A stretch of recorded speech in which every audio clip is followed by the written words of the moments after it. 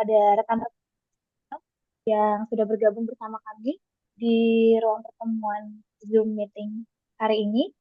Puji dan syukur mungkin kita, puji dan syukur kita sampaikan kepada Tuhan Yang Maha Esa untuk kesempatan baik hari ini. Kalau kita boleh mengikuti Stadium General bersama pemateri kita dan teman-teman. Adapun tujuan kegiatan hari ini, webinar online ini adalah untuk memberikan wawasan kepada rekan-rekan mahasiswa program sarjana program studi untuk bisa mengerti lebih jauh terkait safety at sea, ensuring professionalism in marine careers dalam hal bidang kelautan dan perikanan. Dengan tema kegiatan kita hari ini adalah Safety at Sea, Ensuring Professionalism in Marine Careers. Baiklah, kegiatan kita kali ini ada baiknya kita awali dengan doa. Sebelum kita memulai kegiatan kita, mari kita berdoa menurut ajaran dan agama kita masing-masing. Doa dimulai.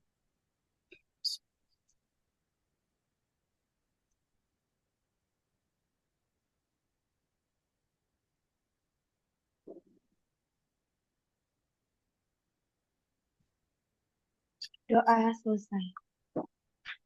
Baik, sebelum kita mengikuti lebih jauh, sebelumnya perkenalkan, nama saya Cinta Lumban Raja dari Program Studi Sains Lingkungan Kelautan Angkatan 2022 Institut Teknologi Sumatera. Berkesempatan di hari ini untuk menyapa Bapak Ibu serta materi kita hari ini. Selamat siang Bapak Syawaludin. Selamat siang, terima Baik, kasih. baik Bapak. Sebuah kesempatan yang luar biasa kalau hari ini boleh menerima pematerian dari Bapak dan juga teman-teman. eh, Nanti di pematerian kita mungkin akan dipandu oleh moderator kita, yaitu Bapak Dimas. Namun sebelum itu kita akan mendengarkan sambutan terlebih dahulu oleh Koordinator Program Studi Sains Lingkungan Kelautan, ITERA, yaitu oleh Bapak Dr. Mizan Abdan Wasagabal dan MSc. Kepada Bapak Mizan, kami persilahkan.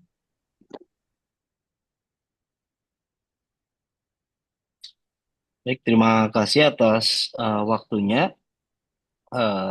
Assalamualaikum warahmatullahi wabarakatuh. Selamat, Waalaikumsalam. Waalaikumsalam warahmatullahi wabarakatuh. selamat siang, salam sejahtera untuk kita semua. Yang terhormat kepada Bapak Syawaludin, Harahap, SPI MSc. Terima kasih kepada Bapak yang sudah meluangkan waktunya, Bapak, dan juga salam kenal kepada Pak Syawal. Eh, Mungkin sedikit Pak cerita kemarin ada titipan dari Pak Adib waktu di Tianjin ya Ya, dari dari teman kami rekan kami Pak Syawal, kita kemarin sih menyampaikan titip salam kepada Pak Syawal begitu siap. Waalaikumsalam. ya. Beliau sekarang sedang menjalankan tugas studinya Pak Syawal di Amerika. Ya, siap. Terima kasih atas waktunya Pak Syawal dan juga meluangkan waktunya. Mungkin saya sendiri mewakili dekan yang belum bisa hadir dalam kegiatan Stadium General ini, Pak Syawal. Jadi izinkan sampaikan sedikit satu dua kata sambutan untuk kegiatan SG ini. Baik, kemudian yang saya hormati rekan-rekan dosen Program Studi Sains Lingkungan Kelautan yang telah hadir, terima kasih atas kehadirannya dan pastinya seluruh mahasiswa Program Studi Sains Lingkungan Kelautan yang saya banggakan. Pertama-tama dan yang paling utama pastinya kita panjatkan puja dan puji syukur atas kehadiran Tuhan Yang Maha Esa, Allah Subhanahu wa taala yang telah memberikan kesempatan untuk bisa berkumpul meskipun secara daring dalam acara Stadium General dengan tema Safety at the Sea, Ensuring Professionalism in Marine Careers. Eh, Mungkin sedikit memberikan gambaran bahwa tema ini sangat relevan dan penting untuk kita bahas, terutama dalam era yang menuntut standar keselamatan dan juga profesionalisme tinggi, khususnya di bidang maritim. eh Mewakili dekan, beliau berpesan bahwa mengapresiasi kegiatan SG ini, kemudian beliau berpesan juga bahwa yakin bahwa dengan kegiatan SG ini dapat memberikan wawasan mendalam bagi para mahasiswa, khususnya bagi kami, mahasiswa kami, dan kita semua bagaimana pentingnya keselamatan di laut ya, serta profesionalisme dalam berkarir di dunia maritim. Bahwa mungkin sedikit gambaran juga bahwa karir di bidang kelautan pastinya penuh dengan tantangan dan risiko yang harus dihadapi oleh kita semua dengan pengetahuan serta keterampilan yang memadai. Jadi besar harapan kami bahwa kegiatan ini bisa menjadi landasan bagi para akademisi, khususnya mahasiswa, untuk memahami, mengimplementasikan standar keselamatan pastinya, standar kode etik profesional dalam setiap aspek kerja nanti. Eh, kita tahu bahwa keselamatan itu bukan sekedar aturan, tetapi itu adalah suatu budaya yang pasti harus kita jaga selalu, karena kita akan berhadapan langsung dengan laut, dengan kondisi alam yang pastinya memiliki dinamika yang berbeda-beda. Mungkin itu, jadi semoga acara ini bisa menjadi inspirasi bagi rekan-rekan semua, khususnya mahasiswa, untuk bisa berkontribusi lebih besar dalam hal meningkatkan keselamatan pastinya, dan juga yang tidak kalah penting adalah profesionalisme di dunia kemaritiman ketika nanti kita semua atau khususnya mahasiswa berkarir. Akhir kata, selamat mengikuti kegiatan Stadium General ini meskipun kita terbatas secara waktu dan ruang ya, dari daring. Semoga ilmu yang nanti diperoleh bisa menjadi bekal rekan-rekan mahasiswa semuanya dalam perjalanan karirnya nanti ke depan. Baik, mungkin itu saja. Terima kasih. Sekali lagi terima kasih kepada Pak Syawal yang sudah menyempatkan waktunya di kesibukan eh, yang padat ini di akhir tahun ya Pak Syawal ya. Nah ini terima kasih sekali. Baik, mungkin itu saja dari saya. Terima kasih, kurang lebihnya mohon maaf. Selamat mengikuti kegiatan ini. Saya tutup. Wassalamualaikum warahmatullahi wabarakatuh. Salam sejahtera untuk kita semua. Waalaikumsalam warahmatullahi wabarakatuh. Oh ya, mohon izin Pak Sawal, mungkin nanti dan rekan-rekan semua mungkin saya tidak bisa mengikuti kegiatan secara full Pak Sawal karena ada apa namanya tadi dipanggil oleh pimpinan untuk menghadap begitu. Ya, Ya, terima siap. kasih. Ya, Pak Sawal, Terima mohon maaf kasih, sebelumnya. Pak Ya, Mizan. terima kasih Pak. Baik, saya kembalikan kepada moderator. Baik, terima kasih banyak untuk Pak Mizan atas kesediaannya. Baik, mungkin selanjutnya ada sesi foto bersama terlebih dahulu nih teman-teman. Jadi mungkin harapannya rekan-rekan sekalian boleh mengaktifkan kameranya terlebih dahulu dan link background Zoom juga sudah disediakan. Mungkin bisa kita pakai bersama-sama untuk mengambil sesi dokumentasi. Boleh nih teman-teman on cam, muncul di kamera, jangan cuma backgroundnya aja yang ada gitu. Ya teman-teman ya.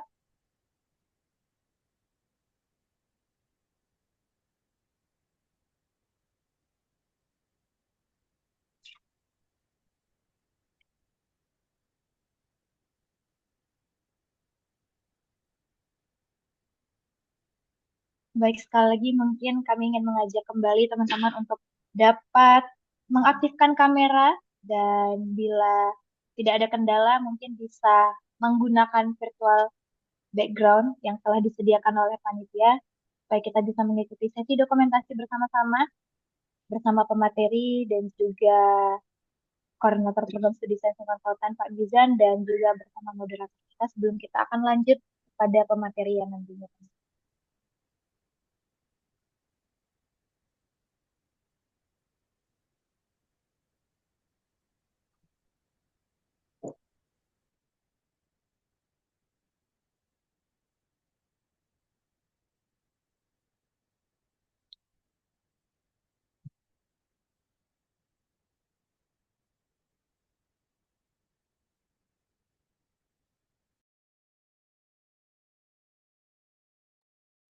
Oke, baik teman-teman. Kita ambil ya fotonya bersama-sama ya teman-teman. Mungkin bisa diberikan pose terbaiknya. Bisa diberikan terbaiknya. Kita ambil dokumentasi. 1, 2, 3. Oke, slide yang kedua. 1, 2, 3. Oke, selanjutnya. Slide selanjutnya. 1, 2, 3. Oke, baik. Terima kasih banyak teman-teman. Akan kita lanjutkan teman-teman. Setelah ini juga kita akan mendengarkan pematerian dari pemateri kita hari ini, Bapak Sewaludin.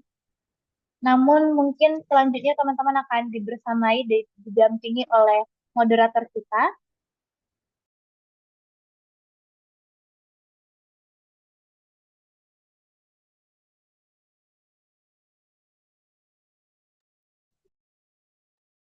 Baik teman-teman, di sini sudah ada profil singkat dari moderator kita hari ini yang akan mendampingi teman-teman di sesi pematerian bersama Bapak Sewaludin nantinya, yaitu moderator kita hari ini adalah Bapak Rizky Dimas Permana, Eskel MSI, yang merupakan adalah dosen dan peneliti dari program studi Sains Lingkungan Kelautan Fakultas Sains Institut Teknologi Sumatera.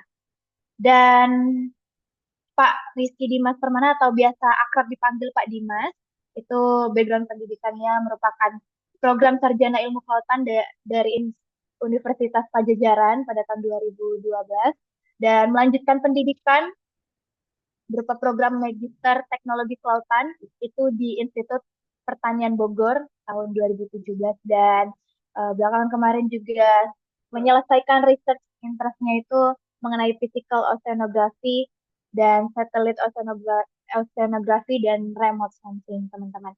Baik, selanjutnya mungkin akan kami alihkan kepada moderator kita untuk mendampingi teman-teman di sesi pematerian bersama narasumber kita hari ini. Kepada Pak Dimas, kami persilahkan.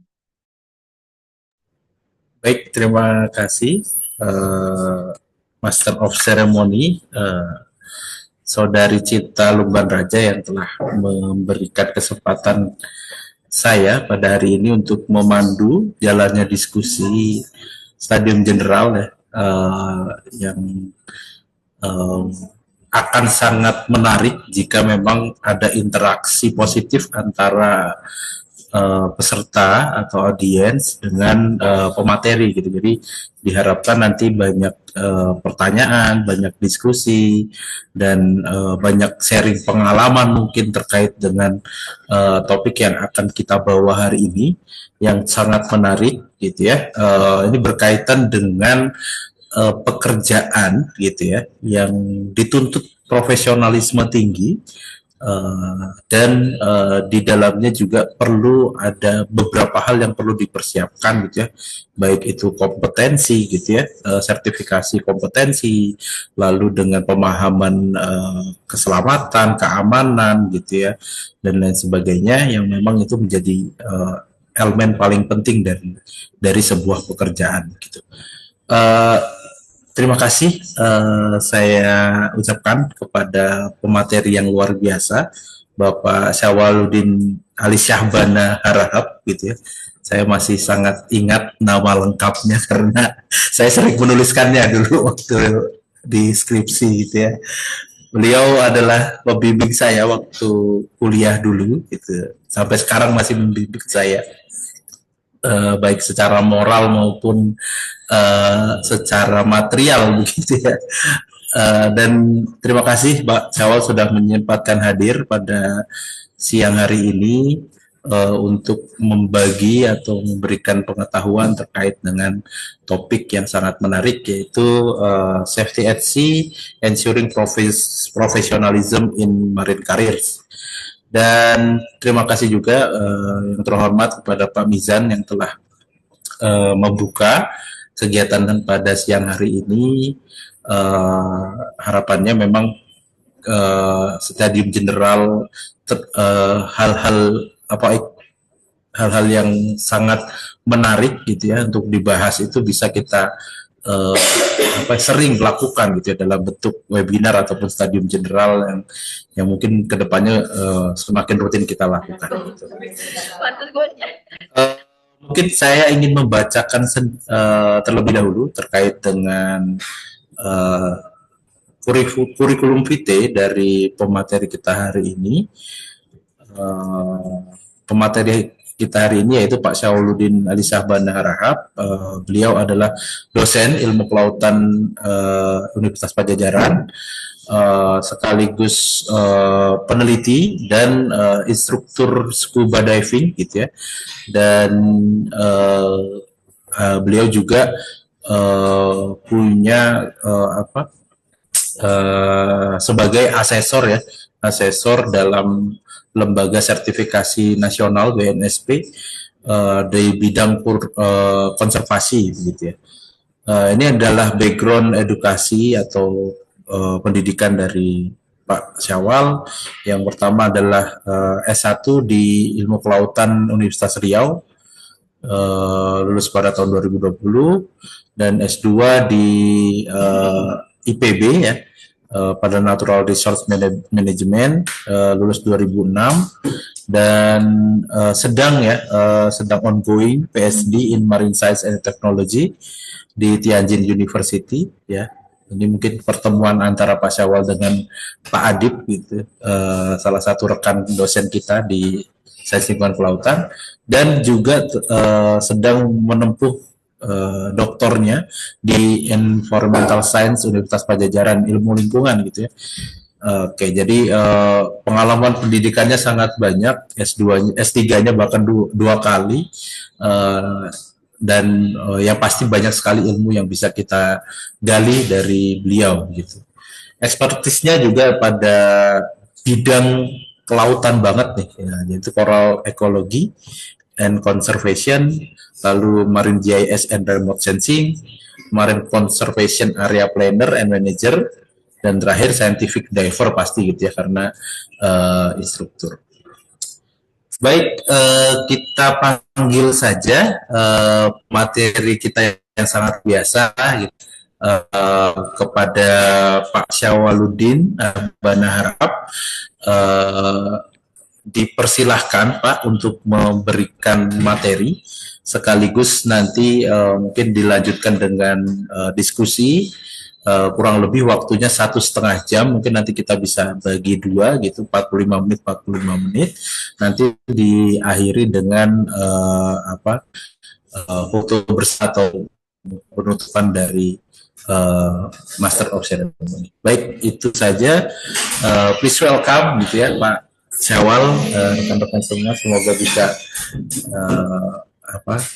nanti seperti biasa untuk rule dari SG-nya nanti, kalau ada yang ingin bertanya raise hand, bisa dalam kolom chat juga, kalau malu langsung bicara lewat kolom chat, atau raise hand langsung bisa mengungkapkan pertanyaannya begitu. Oke, kalau begitu cukup, silakan Pak Syawal, waktu dan tempat dipersilahkan. Baik, suara saya kedengaran? Ya Pak, jelas Pak, terlihat kedengaran. Oke, baik, terima kasih banyak. Assalamualaikum warahmatullahi wabarakatuh. Selamat siang, salam sejahtera buat kita semua. Alhamdulillah ya, pada hari ini kita dapat bertemu walau lewat dunia maya gitu ya, tapi tidak mengurangi esensi dari pertemuan kita kali ini. Terima kasih Pak Mizan, kemudian Mas Dimas. Jadi sebelum saya mulai, saya sedikit cerita ya. Jadi eh, Pak Dimas ini dulu mahasiswa saya, kemudian melakukan penelitian. Kita sempat apa namanya? Jadi sekarang udah jadi kolega saya. Kita sempat pernah berhari-hari, berminggu-minggu itu kegiatan di Anambas tuh survei sampai lupa hari dan tanggal. Ya, Ya betul Pak. ya, mudah-mudahan itu menjadi pengalaman buat eh, Mas Dimas ya. Eh, Baik, sebenarnya saya juga eh, mungkin hari ini kita hanya sharing pengalaman aja ya gitu karena memang apa namanya eh, saya tiba-tiba ditelepon oleh Mas Dimas untuk menyampaikan apa namanya semacam pemberian materi gitu ya. Jadi saya juga eh, nggak tahu apakah mudah-mudahan judul yang saya sampaikan masih bisa apa namanya masih bisa ngeling lah dengan temanya ya, safety at sea, ensuring propulsion and marine careers. Jadi kalau kita lihat dari temanya ini ada multi tafsir juga gini ya. Jadi selamat dalam pekerjaan juga bisa selamat dalam keuangan kayaknya nih. Ya, jadi mudah-mudahan kita apa namanya bisa berbagi pengalaman. Ini yang hadir mahasiswa semua ya atau ada dari peserta dari luar atau gimana? Rata-rata mahasiswa Pak, cuman dari prodi yang berbeda. Oh gitu. Oke. Ya nanti saya akan lebih di akhir saya akan fokus di kegiatan apa namanya keselamatan tentang penyelaman. Mungkin di di di sana ada mata kuliah selam atau gimana? Ada ya? Ada Pak? Ada. Ya, ada mungkin yang sudah pernah kuliah selam, kemudian yang bahkan yang sudah punya license selam mungkin sudah apa namanya sudah paham gitu ya. Tapi yang belum mungkin bisa menjadi apa namanya wawasan nanti bisa tertarik gitu ya dengan kegiatan karena saya khusus ke arah ke penyelaman gitu karena banyak pekerjaan-pekerjaan yang dilaksanakan di bawah air. Oke, mungkin saya bisa share screen ya. Bisa di saya bisa ini nggak bisa jadikan co-host gitu biar bisa saya share screen. Oke, oke siap. Oke,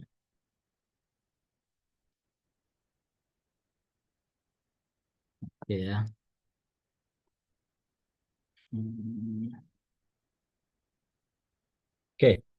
Jadi mudah-mudahan judul yang bawakan ini Ya, bisa nyambung ke temanya ya. Temanya Safety at Sea, Ensuring Professionalism in Marine Careers. Jadi saya membawakan judul kompetensi kerja bawah air dan aspek K3 penyelaman. Jadi nanti saya menyampaikan dulu eh, apa namanya kompetensi-kompetensi dari apa namanya mahasiswa dan lulusan eh, kelautan dan juga nanti diakhiri khusus tentang aspek keselamatan dan khusus untuk kegiatan penyelaman ya. Nanti boleh nanti kita apa namanya ada hal-hal yang mungkin mau kita perdalam boleh ditanyakan. Eh, Baik, screen saya sudah kelihatan ya. sudah Pak. Oke, baik. Jadi judul saya hari ini adalah kompetensi kerja bawah air dan aspek K3 penyelaman. Bentar, kok nggak mau pindah ya? Sebentar.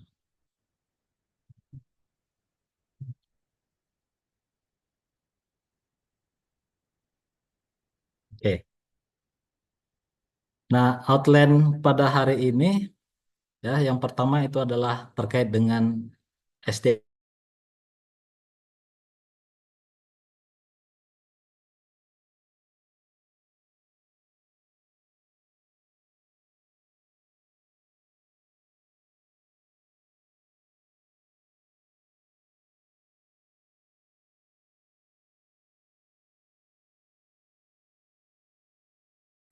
di dunia nyata gitu ya. Karena kalau dunia kampus kan masih ber berkutat dengan buku, belajar dan segala macam. Nah, nanti di dunia kerja harus sudah bisa mewujudkan pengetahuan yang kita dapatkan di kampus itu menjadi satu kompetensi yang bisa diandalkan oleh dunia kerja. Jadi, yang pertama saya akan membahas SDM berbasis kompetensi. Apa itu kompetensi, kemudian keterpaduan pengembangan kompetensi, kemudian ketersediaan standar kompetensi. Nah, yang kedua, eh, ini terkait dengan selam dan pekerjaan bawah air. Nanti saya akan sekilas ya, khusus untuk pekerjaan bawah air itu apa saja, kemudian acuan normatifnya apa, kemudian jenis kompetensi kerja bawah airnya apa saja sekarang yang sudah apa namanya eh, ada acuan kompetensinya, kemudian seperti apa sih contoh unit kompetensi. Nanti saya kasih salah satu contoh eh, kompetensi yang memiliki unit-unit kompetensi yang rekan-rekan harus kuasai jika ingin bergelut di bidang tersebut. Kemudian yang terakhir, nanti ini lebih ke eh, kesehatan dan keselamatan kerja penyelaman, ya. Mudah-mudahan nanti rekan-rekan bisa mengikuti ini nanti apa namanya khusus ya untuk kegiatan penyelaman. Oke, selanjutnya ya kita akan bicara tentang sumber daya manusia berbasis kompetensi. Ya, apa itu kompetensi? Ya, kompetensi merupakan ya kemampuan kerja ya setiap individu yang mencakup aspek pengetahuan, keterampilan, dan sikap kerja yang sesuai dengan standar yang ditetapkan. Nah, jadi ini kalau di dunia apa di dunia pendidikan di kampus itu yang biasa disebut dengan knowledge ya, kemudian psikomotorik, kemudian apa namanya attitude gitu ya. Nah, ini kalau misalnya di dunia kompetensi itu ada namanya apa namanya eh, pengetahuan, kemudian skill, ya, kemudian sikap kerja.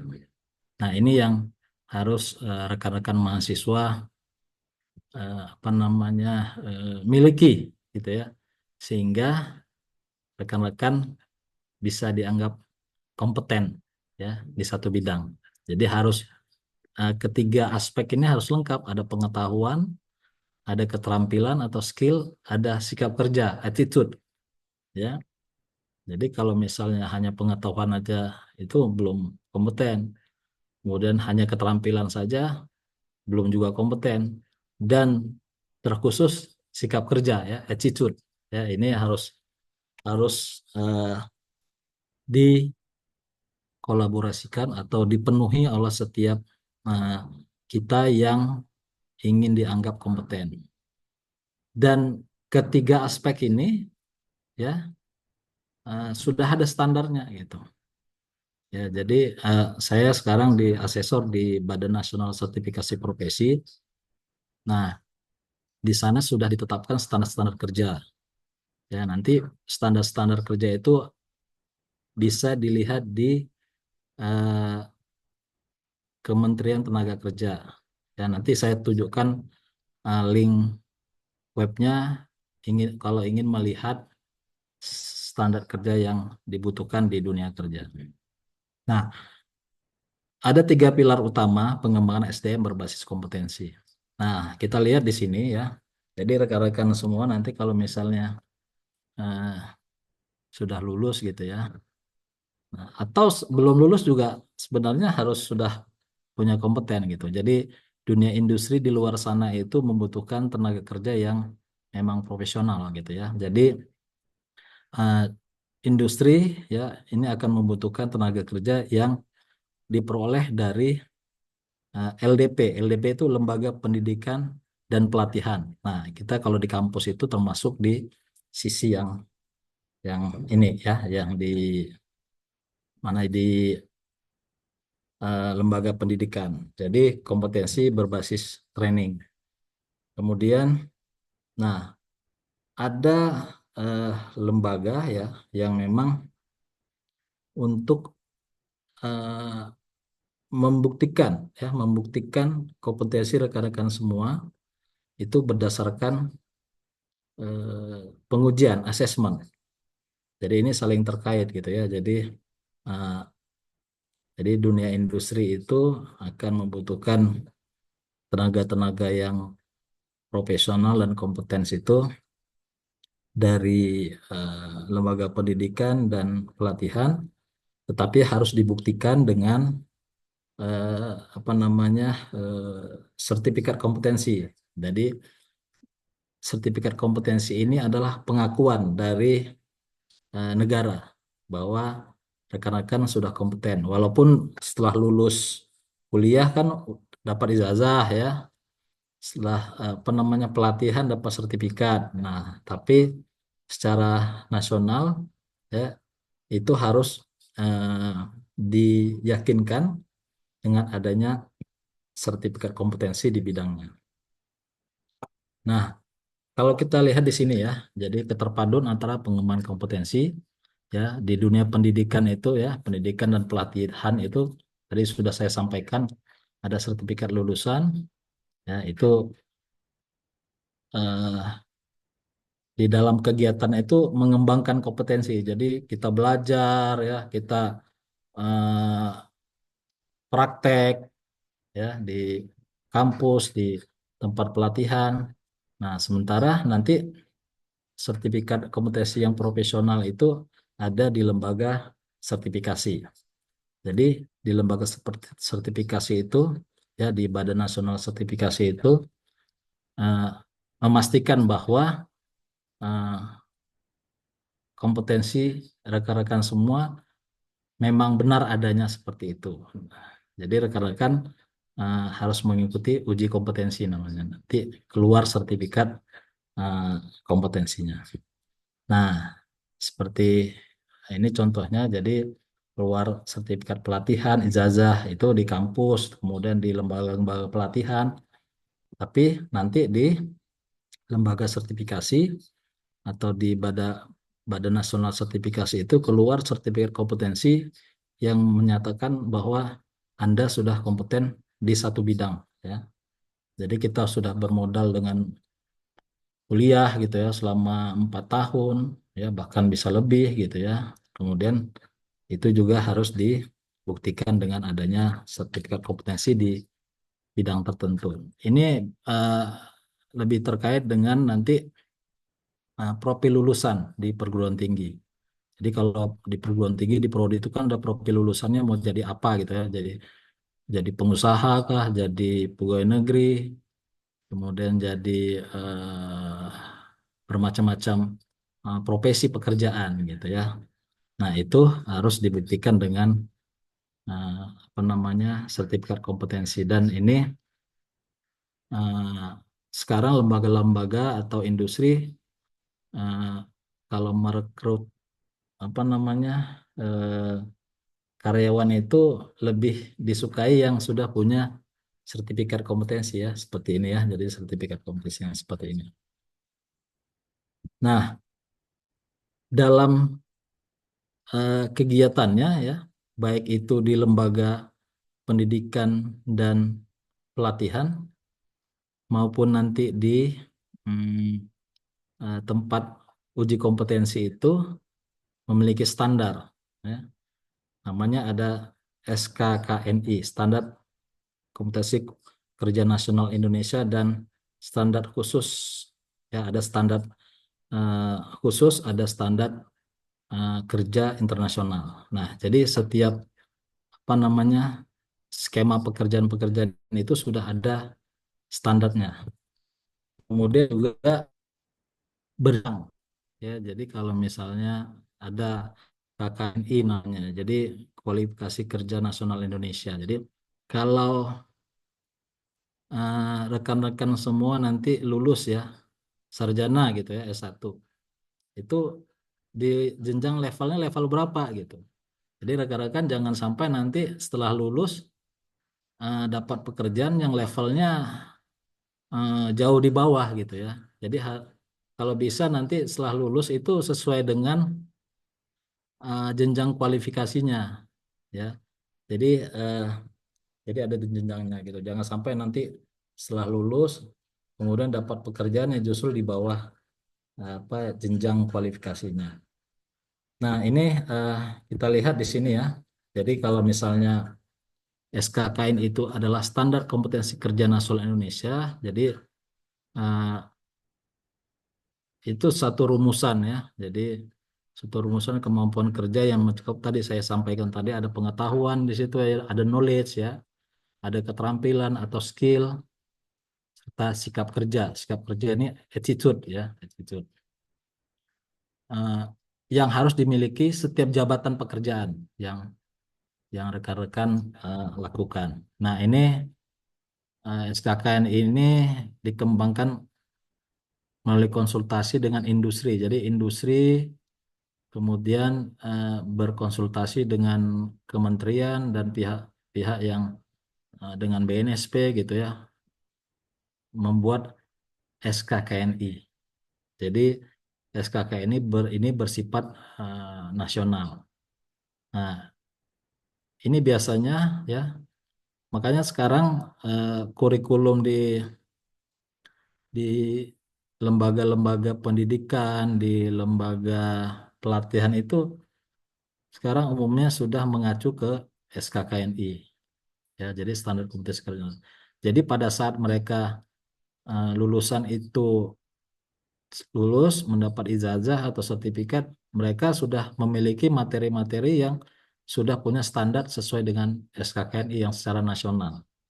Nah, ini ditetapkan SKKN ini ditetapkan oleh Menteri Ketenagakerjaan.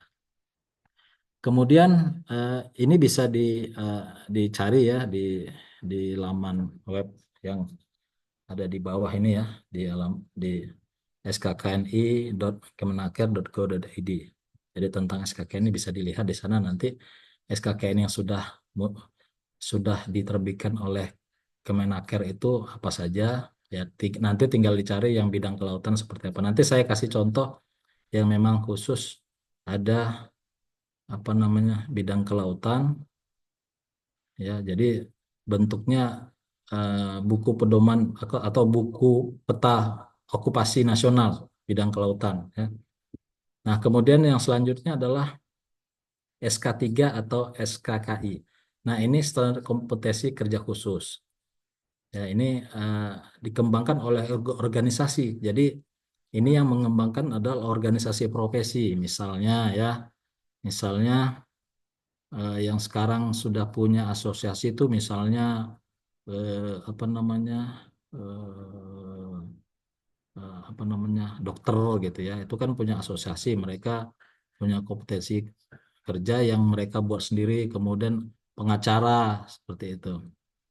Dan kemudian nanti juga saya kasihkan contoh eh, untuk penyelaman gitu ya, ada tentang khusus untuk apa namanya pekerjaan-pekerjaan bawah air nanti ada standar kompetensi kerja khususnya gitu. Nah, ini yang dikeluarkan oleh asosiasi, tapi tetap didaftarkan ke Kementerian eh, Pekerjaan. Ya, jadi nanti apa namanya tenaga-tenaga kerja yang ingin bekerja di bidang tersebut bisa mengikuti uji kompetensi di bidang yang akan digeluti. Nah, kemudian ada namanya standar kompetensi kerja internasional. Nah, ini standar ini berlaku secara internasional ya, biasanya di lembaga-lembaga multinasional yang ada di Indonesia itu sudah ada standar kompetensi kerja internasionalnya ya. Nanti ada di sana ada ISO gitu ya. Nah, kemudian ada juga yang misalnya kalau pemerintah Australia itu ada khusus menerbitkan tentang apa namanya pekerjaan maritim gitu ya. Jadi itu banyak level-levelnya. Ada yang dia bekerja untuk apa namanya mengoperasikan apa namanya drone bawah air, apa namanya pekerjaan di atas kapal. Nah, itu ada standar eh, kompetensi kerja internasional yang ini diakui oleh seluruh dunia. Nah, itu. Nah, ini bisa juga dilihat nanti di eh, lamannya kemenaker.go.id. Oke ya. Nah, tadi juga saya sampaikan ada namanya KKNI, Kerangka Kualifikasi Nasional Indonesia. Jadi ini terkait dengan penjenjangan ya. Jadi nanti ada apa namanya level 1, level 2 sampai nanti level 9.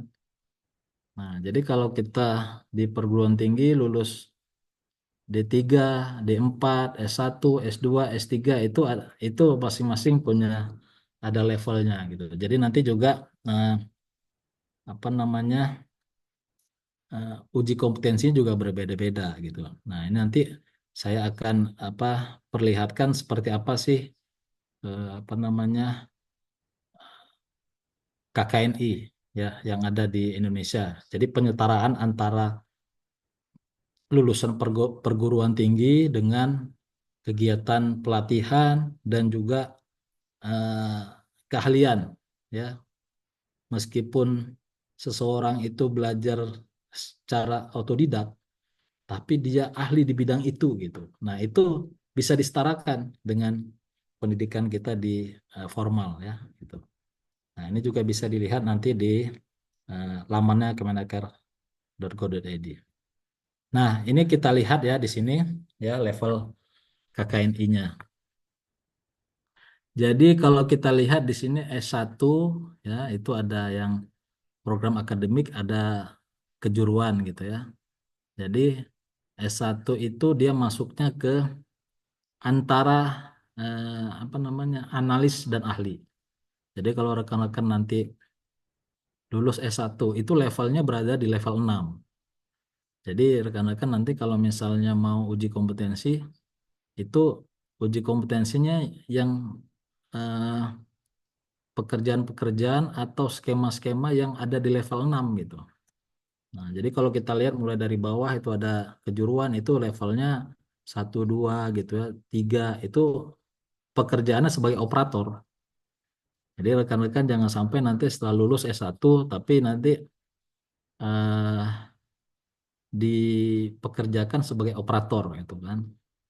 Nah, jangan sampai seperti itu. Kalau bisa dapat pekerjaan itu di levelnya level 5 dan 6 gitu ya. Lulus S1 atau D4. Nah, ini adalah eh, levelingnya teknisi analis. Nanti kalau misalnya sudah S2 gitu ya, lulus S2 itu sudah sampai ke level 78 gitu ya. Sudah ahli. Nah, kalau sudah S3 itu levelnya level paling tertinggi itu level 9. Ya, jadi eh, banyak gitu ya yang apa namanya eh, kegiatan atau keahlian yang dia tidak pernah apa namanya mencicipi kegiatan di perguruan tinggi, tapi dia sudah ahli.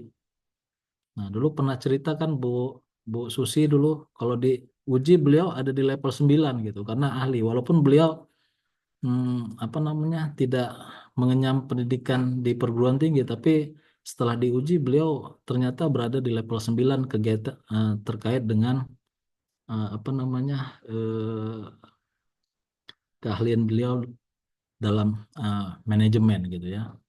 Nah, itu masing-masing itu punya punya apa namanya punya jenjang. Jadi jangan jangan kita kira bahwa kita sudah S1, S2 di perguruan tinggi itu eh, dibanding dengan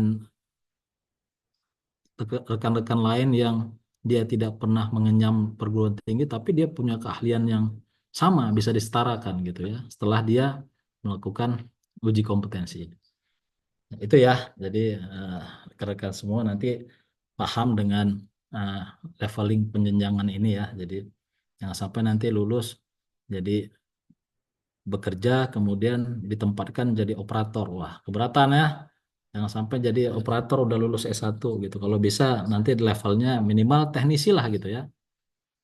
Seperti itu. Karena nanti akan dari sistem penggajian juga akan jauh berbeda kan begitu. Apalagi yang sudah punya sertifikat kompetensi. Nah, ini eh, pengakuannya di sana nanti ya. Kemudian saya lanjutkan. Nah, di mana kita bisa melihat apa namanya standar kompetensi ini gitu ya. Nanti rekan-rekan bisa coba lihat di lamannya Kemenaker ya. Di sana ada itu sudah ada 1176 SKKNI yang sudah ditetapkan. Nah, jadi nanti rekan-rekan semua bisa bisa berselancar di lamannya Kemenaker, itu bisa melihat ini SKKNI saya mau pekerjaan ini SKKNI-nya apa gitu. Nah, itu yang rekan-rekan harus lihat, pelajari. Dan sebenarnya idealnya ya di perguruan tinggi, kemudian di sekolah-sekolah kejuruan sekarang sudah banyak yang mengacu ke SKKN ini dalam kurikulumnya. Jadi eh, apa namanya pembelajarannya di kampus, pembelajaran di sekolah, terutama kejuruannya itu sudah mengarah ke SKKNI. Jadi sudah mengarah ke pendidikan yang berbasis kompetensi. Kemudian bisa juga dilihat di BNSP ya. Itu bisa dilihat eh, apa namanya kelompok-kelompok pekerjaan apa yang akan digeluti. Kemudian nanti kalau misalnya rekan-rekan, jadi rekan-rekan itu kalau mau uji kompetensi itu tidak harus sudah lulus gitu ya. Sudah lulus baru mau uji kompetensi enggak juga, tapi masih kuliah juga bisa asal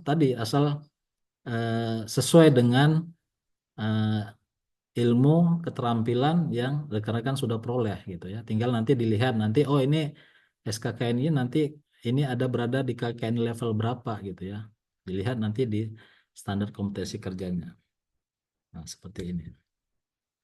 Kemudian nah ini contohnya ya. Jadi kita lihat di sana ada yang terkait dengan pemandu wisata selam. Nah, rekan-rekan nanti kalau misalnya mau lulus eh, mau punya kompeten tentang pemandu wisata selam misalnya, lihat SKKNI-nya itu apa yang diperlukan gitu seperti itu. Misalnya penyelam ilmiah biologi laut gitu ya, sudah ada SKKNI-nya gitu ya, sudah ada standarnya apa yang harus dipelajari, apa keterampilan yang harus eh, dipenuhi gitu, sudah ada.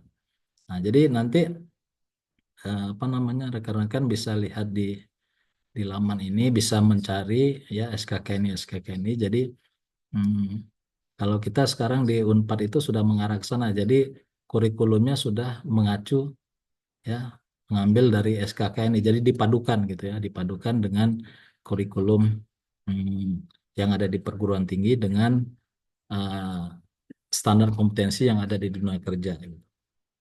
Nah, ini sudah banyak ya.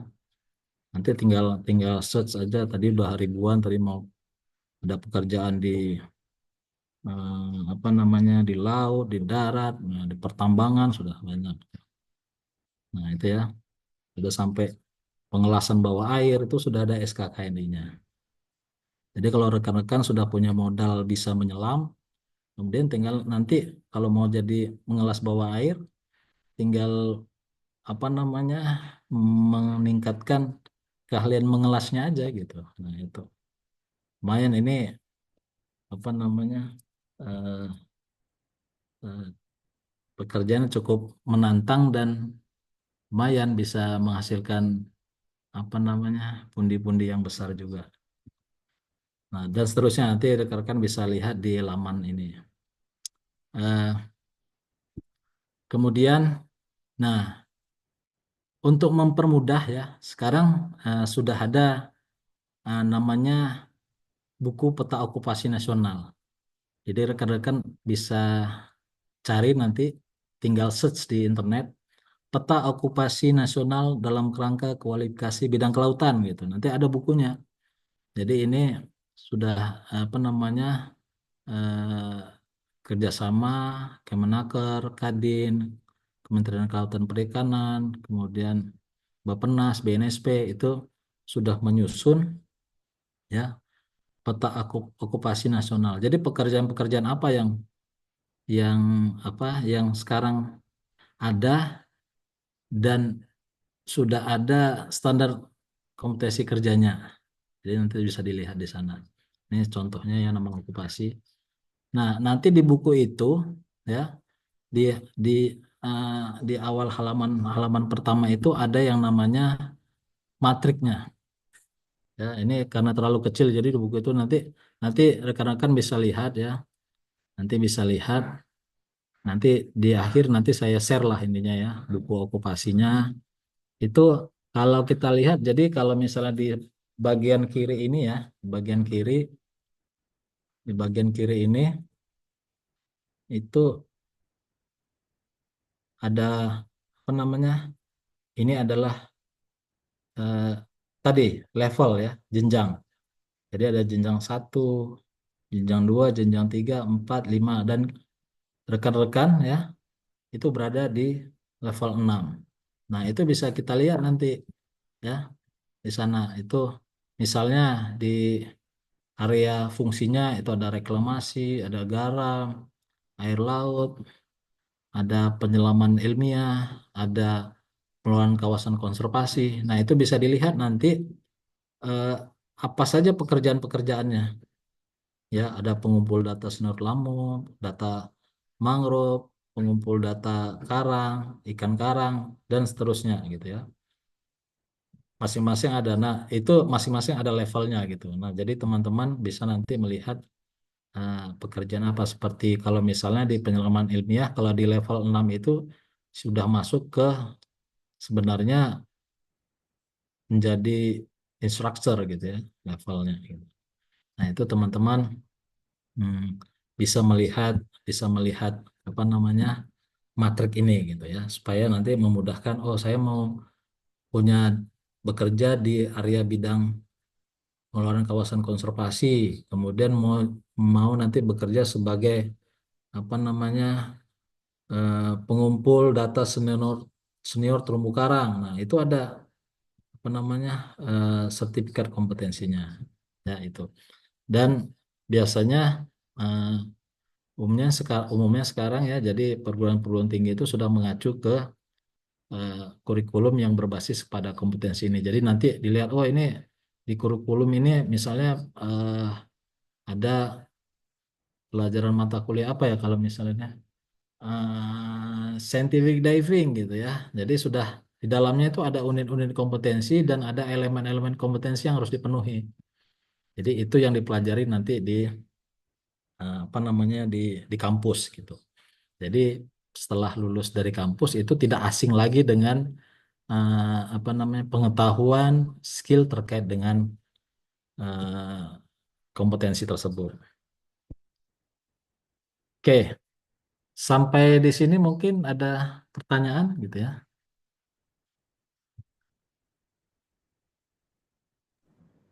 Oh, mungkin bisa dilanjutkan dulu, Pak. Oke, Nanti di baik, akhir saja.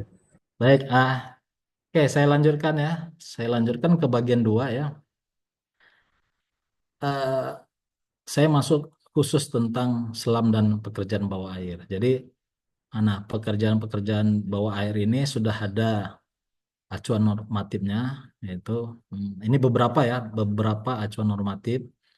Yang pertama adalah Keputusan Menteri Tenaga Kerja nomor 116 tahun 2009. Ini khusus untuk bidang penyelaman ilmiah biologi laut. Jadi kalau rekan-rekan eh, apa namanya memang untuk bidang penyelaman ilmiah biologi laut nanti bisa ngambil data karang, ikan karang, kemudian nanti scientific diving lainnya misalnya underwater fotografi gitu ya. Jadi sudah ada SKKN-nya. Kemudian juga ada eh, surat keputusan Dirjen Pembinaan Pelatihan dan Produktivitas dari Kemenaker ini khusus bidang selam dan kerja yang bekerja sama dengan ADSI. Jadi khusus untuk pekerjaan-pekerjaannya ya. Nanti nanti saya sampaikan apa saja yang pekerjaannya. Kemudian ada juga eh, surat keputusan Sekretaris Direktur Jenderal Sumber Daya Ilmu Pengetahuan. Jadi ini khusus pekerjaan-pekerjaan bawah air yang memang apa namanya idealnya dipelajari di dunia pendidikan gitu ya. Jadi tentang penerapan skema sertifikasi selam dan pekerjaan bawah air. Nah, ini beberapa contoh ya tentang acuan-acuan standar yang digunakan untuk apa kegiatan-kegiatan pekerjaan bawah air. Nah, ini contohnya ya, beberapa contoh jenis kompetensi kerja bawah air. Ada advanced scuba diver. Nah, advanced scuba diver ini biasanya dari jenjang ini ya seorang penyelam dari jenjang ini nanti bisa bercabang ke scientific diver gitu ya, ke apa namanya technical diver gitu ya, ke underwater photographer ya. Jadi eh, dari sini nanti bisa bercabang ya. Ini apa namanya eh, specialty-nya gitu ya. Kemudian ada underwater installation inspector. Jadi nanti misalnya menginstalasi peralatan-peralatan bawah air gitu kan. Kemudian ada underwater maintenance. Jadi perawatan gitu ya. Perawatan misalnya kabel bawah laut, pipa bawah laut, kemudian apa namanya wahana-wahana di dasar laut gitu ya. Ini eh, ada apa namanya eh, kompetensinya. Kemudian scuba dive instructor. Nah, ini juga sebagai pekerjaan yang eh, sudah disertifikat walaupun di asosiasi penyelam itu sudah ada sertifikat yang dikeluarkan, tapi untuk dia bekerja secara apa namanya profesional itu harus mengikuti uji kompetensi. Kemudian ada namanya underwater welding. Nah, ini tadi yang terkait dengan pengelasan gitu ya, bawah air gitu. Kemudian ada penyelam ilmiah biologi laut. Nah, ini biasanya yang kita di perguruan tinggi melakukan pekerjaan-pekerjaan ini untuk pelaksanaan penelitian gitu ya, untuk survei gitu kan. Kan kita sekarang sudah apa namanya dituntut untuk apa namanya memenuhi target CTI itu luasan apa namanya kawasan konservasi kita gitu. Dan ini membutuhkan apa namanya membutuhkan tenaga-tenaga penyelam yang profesional gitu ya. Jangan sampai nanti melakukan penelitian-penelitian di kawasan konservasi malah kita yang merusak kondisi ekosistemnya gitu ya. Karena kita apa namanya pengetahuan dan skill kita apa namanya tidak di apa namanya tidak diasah gitu ya. Kemudian ada namanya underwater photographer. Jadi ini khusus untuk apa namanya mengoperasikan kamera, kemudian video gitu ya. Jadi ini ada khusus untuk apa namanya pelatihan dan nanti juga ada sertifikatnya. Jadi para apa namanya para sekarang banyak ya di apa namanya pertelevisian gitu. Jadi kameramen-kameramen itu sudah mereka sudah mengembangkan keahlian itu tidak hanya di darat. Jadi mereka sekarang sudah banyak yang mengikuti pelatihan dan apa namanya uji kompetensi untuk bisa melakukan apa namanya pengambilan gambar di apa namanya di bawah laut dan melakukan rekaman video di bawah laut. Kemudian ada yang terkait dengan teknisi survei dan dalam hal pengangkatan BMKT ya, barang muatan kapal tenggelam. Jadi ini apa namanya pemburu harta karun gitu. Tapi harus dengan izin ya, jangan kita cari harta karun tapi nggak nggak dengan izin. Jadi banyak itu kita sebenarnya banyak potensi barang muatan BMKT ini ya, barang muatan kapal tenggelam ini gitu. Dan itu nilainya luar biasa gitu.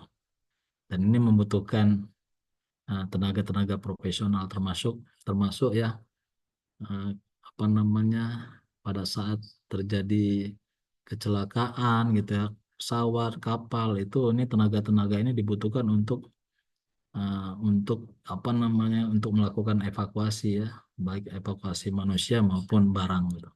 Dan banyak lagi yang lain. Nah, ini saya contohkan salah satu misalnya penyelam ilmiah biologi laut. Tadi sudah ada ya.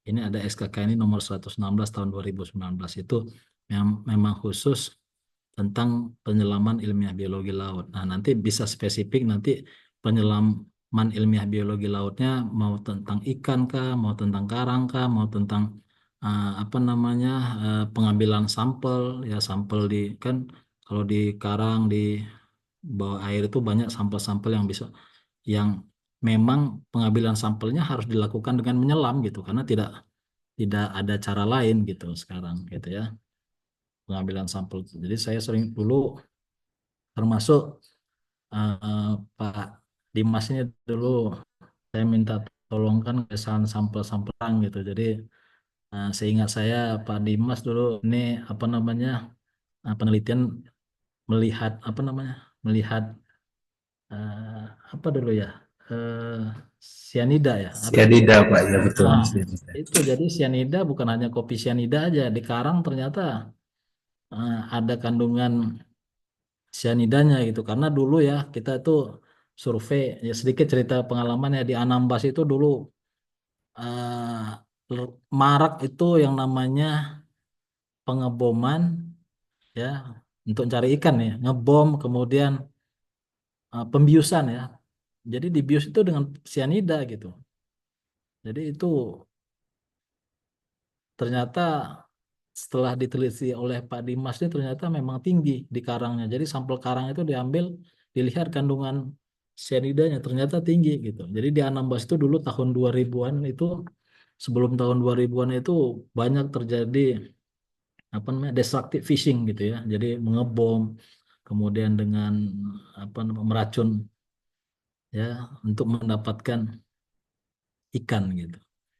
Nah, itu memang setelah diteliti ternyata kandungan di ternyata karang itu dia menyerap dan akhirnya karang itu mati ya bleaching semua banyak yang mati rangkanya utuh tapi sudah mati gitu ya jadi di Anambas itu dulu kita eh, melakukan penelitian itu terumbu karangnya masih banyak yang utuh tapi ikannya sepi gitu ya ternyata si ikannya nggak mau lagi datang ke sana karena memang kondisi karangnya di lokasi-lokasi tertentu itu kandungan potasium sianidanya tinggi gitu.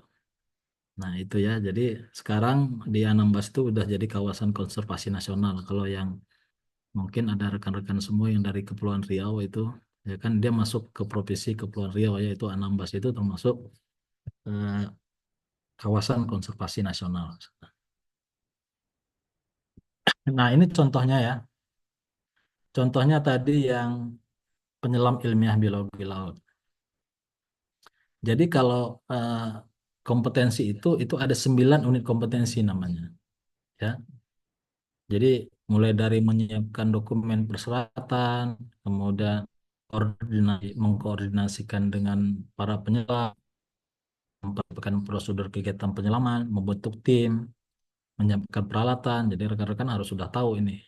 Nah, menentukan lokasi, ya, melaksanakan prosedur keselamatan dan kesehatan kerja, ya, K3L-nya untuk penyelaman, membuat perencanaan penyelaman, kemudian menentukan metodenya. Metodenya apa nanti mau dipakai, ya. Mungkin rekan-rekan saya yakin kalau sudah belajar apa ya ada pelajaran ini enggak koralogi atau metode survei gitu ya.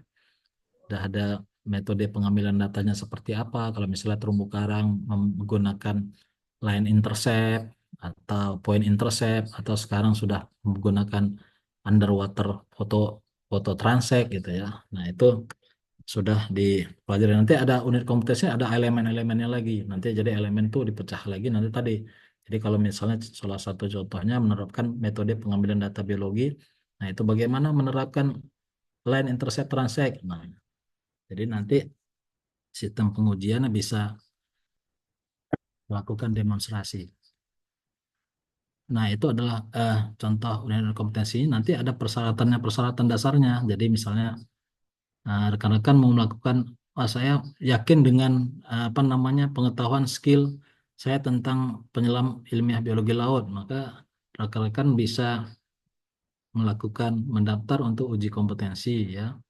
Jadi, tapi syaratnya kalau untuk menjadi seorang penyelam ilmiah biologi laut ini, syarat utamanya adalah sudah punya sertifikat penyelam gitu ya, sertifikat scuba diver.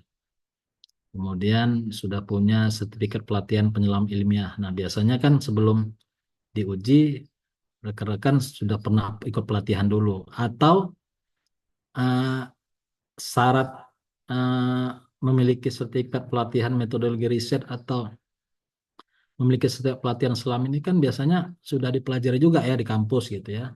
Apalagi metode riset kan sudah. Nanti bisa dibuktikan dengan transkrip nilai. Ya. Jadi bisa mau menguji nanti ke asesornya, oh Anda layak untuk diuji, mana persyaratan ini, walaupun belum pernah ikut pelatihan metodologi riset kan, tapi di kampus kan sudah belajar ya, dengan ditunjukkannya dengan ditunjukkan apa namanya kartu hasil studi gitu ya, sudah ada mata pelajarannya itu, memiliki pelatihan selam, sudah pernah ada mata kuliah yang namanya scientific diving, nah itu bisa ditunjukkan dengan itu. Gitu.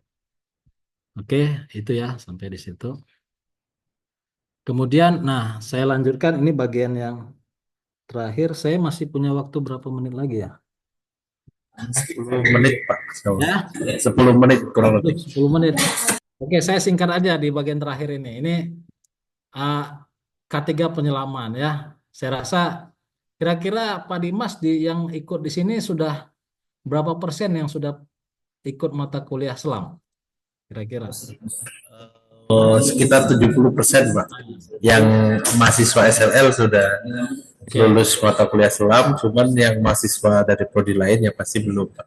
Oke, jadi rekan-rekan yang kuliahnya di kelautan ya, jadi nanti walaupun sudah pernah belajar mata kuliah selam di kampus, ya tapi tetap harus kalau mau profesional di bidang penyelaman tetap harus mengikuti pelatihan selam gitu ya, mengikuti pelatihan selam dan mendapatkan sertifikat. Nah itu modalnya gitu, modalnya untuk mengikuti apa namanya uji kompetensi untuk keahlian-keahlian lain tadi seperti biologi laut, menyelam untuk apa underwater inspector gitu ya, itu syaratnya sudah punya sertifikat atau lisensi selam.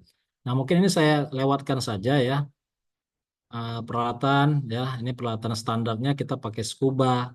Ada yang namanya rebreather, ada SSBA. Mungkin ini rekan-rekan sudah yang sudah pernah kuliah selam sudah tahu ya, rebreather ini alat selam yang apa namanya udaranya itu eh, tidak dibuang gitu. Jadi digunakan kembali. Ini biasanya digunakan oleh apa kegiatan militer. Jadi udara itu tidak dibuang. Kalau udaranya dibuang, ketahuan sama musuh tuh ada lembung udaranya gitu ya. Nah, kemudian ada namanya SSBA, ya. Ini surface supply breathing apparatus. Jadi disuplai dari permukaan, ya. Ini biasanya kalau misalnya pengelasan juga menggunakan SSBA atau yang bekerja di rig ya, di anjungan minyak lepas pantai ini mereka menggunakan SSBA. Tapi yang standar kita ya, pekerjaan yang kita lakukan ini menggunakan scuba set containing underwater breathing apparatus. Nah, ini peralatan seperti ini. Jadi eh, alat apa udara tabung selamnya itu kita kita bawa sendiri gitu. Nah, mungkin ini saya cepat aja ya. Ini ja- eh, jadi untuk rekan-rekan yang lain yang belum pernah eh, apa namanya dapat pelajaran tentang selam. Jadi isi tabung itu bukan oksigen ya. Itu adalah udara bebas yang kita hirup sekarang ini itu yang dikompres ke dalam scuba tank. Jadi bukan oksigen murni. Jadi jangan sampai rekan-rekan eh, salah kaprah gitu ya. Isinya, wah itu isinya oksigen, jangan bukan. Kalau isinya oksigen itu kalau kita di rumah sakit, nah itu baru pakai oksigen tuh. Kalau menggunakan tangki yang pakai O2 itu biasanya kalau udah terbaring di rumah sakit kita pakai itu. Tapi kalau misalnya kegiatan scuba diving itu adalah udara yang kita hirup sekarang.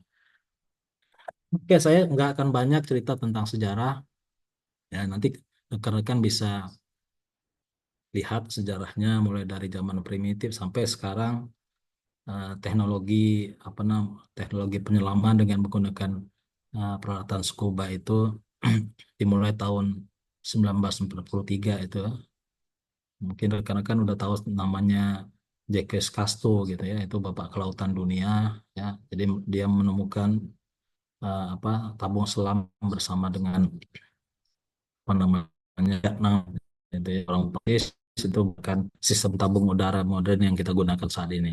Nah, ini adalah kegiatan apa namanya penyelaman yang modern ya, rekreasi, untuk research, kemudian untuk komersil tadi ya, pengelasan, kemudian untuk kan underwater inspector gitu ya.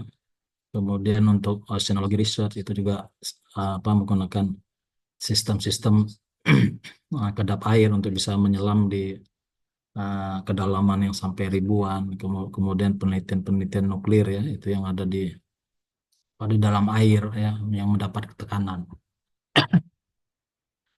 Nah, kenapa keselamatan penting ya?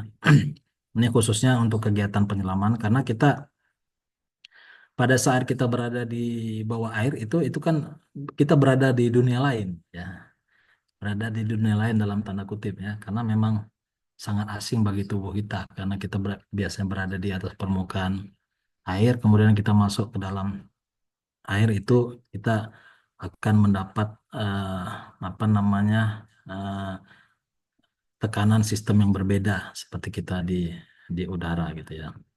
Nah, itu kita dapat tekanan, kemudian ada keterbatasan udara, kemudian di sana ada apa namanya keterbatasan jarak pandang, ada faktor oceanografi, ada arus gelombang dan segala macam. Makanya itu hmm, harus kita pertimbangkan. Kemudian untuk apa kita harus memperhatikan ini untuk mencegah cedera dan kondisi kesehatan yang serius.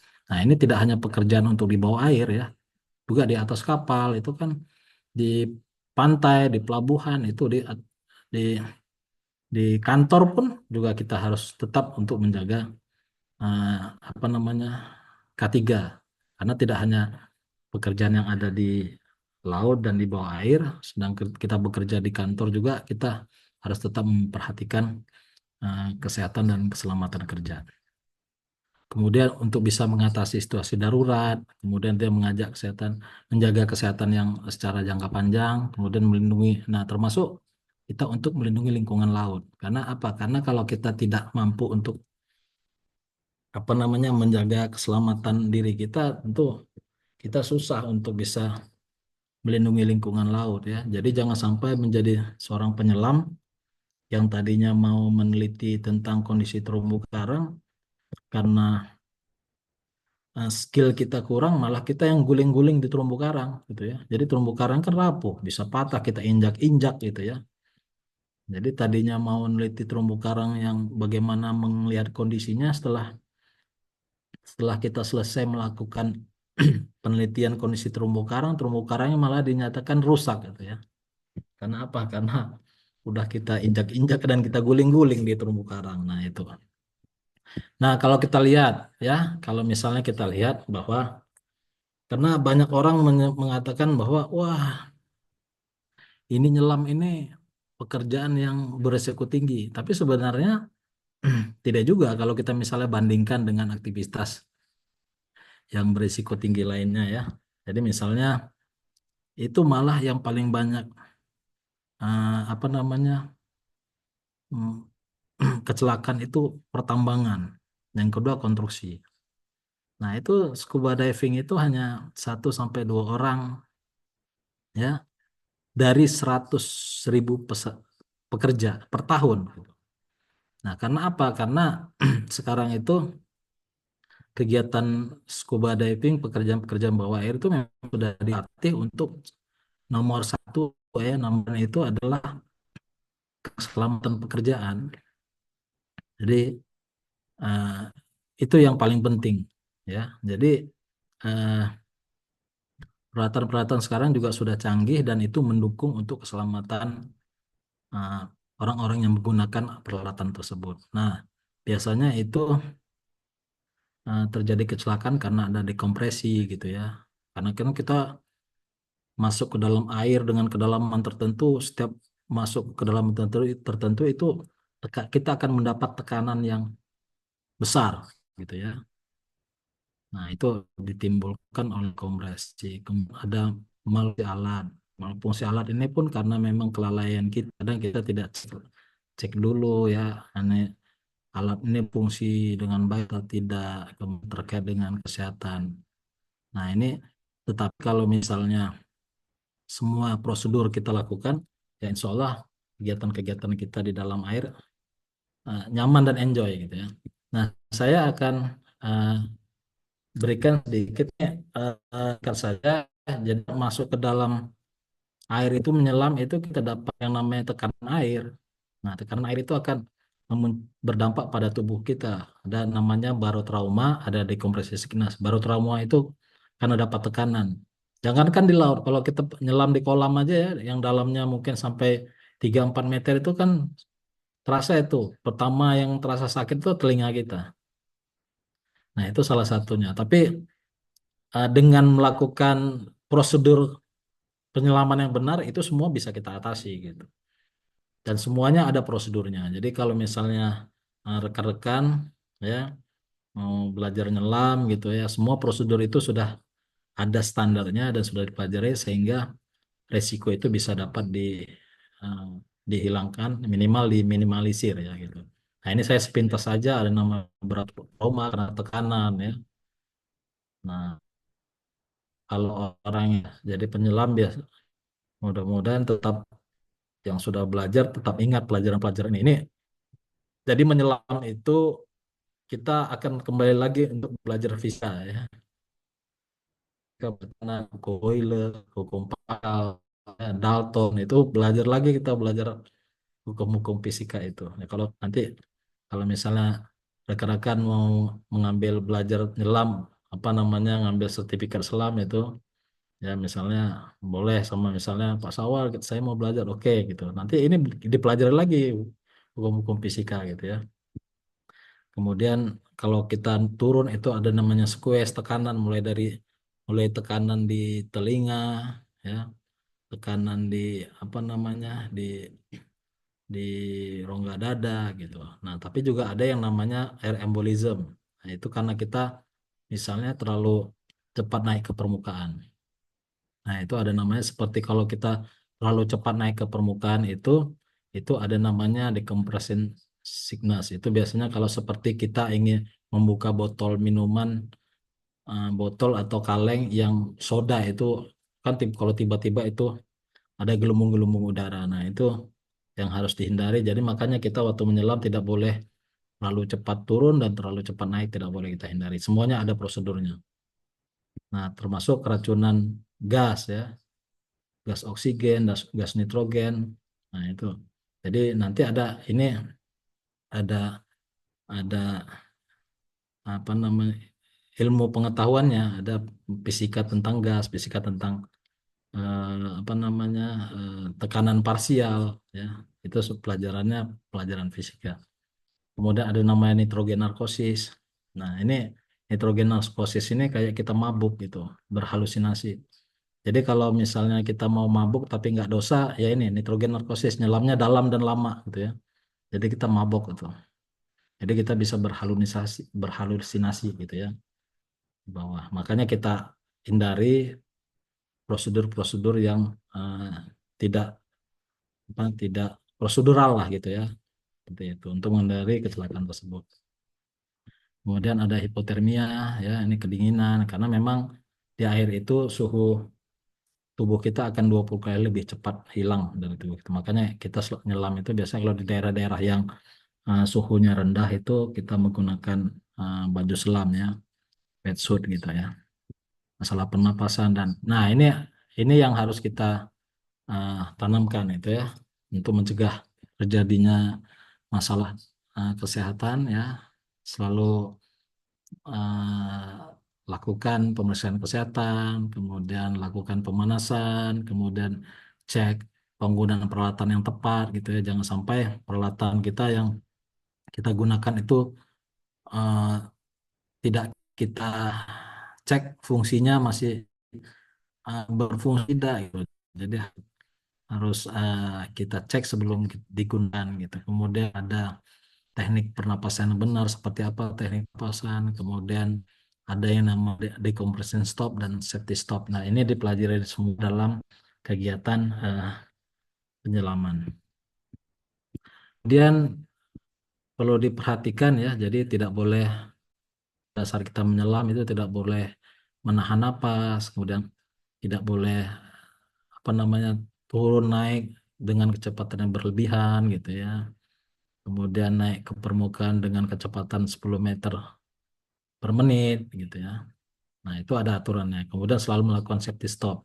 Nah, safety stop ini dilakukan pada saat kita akan muncul ke permukaan, itu tidak boleh langsung muncul. Itu ada yang namanya safety stop. Jadi kita harus berhenti di kedalaman 4 sampai 5 4 dan sampai 5 meter itu selama 2 atau 3 menit itu harus harus kita lakukan. Berbeda nanti kalau misalnya kita nyelam dalam itu ada yang namanya deco stop, itu berbeda lagi ya kalau untuk yang selam-selam dalam.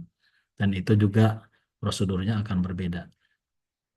Kemudian selanjutnya protokol keselamatan. Nah, ini biasanya kita lakukan ya. Jadi namanya kalau eh, di kita masih di permukaan itu namanya BIRAP. Jadi kita harus BCD kita, pemberat kita, kemudian apa namanya buckle atau release quick release kita tuh harus bisa difungsikan. Kemudian air itu udaranya seperti apa ya. Jangan sampai apa scuba tank yang kita gunakan udaranya sudah tidak layak digunakan atau apa namanya tekanannya sudah sangat sedikit. Kemudian terakhir adalah cek dengan apa namanya dengan body kita kesiapan dari pelatihan. Kemudian juga sistem body system ini juga harus diperhatikan karena kita nyelam nggak boleh sendirian ya. Jadi harus ada body ya.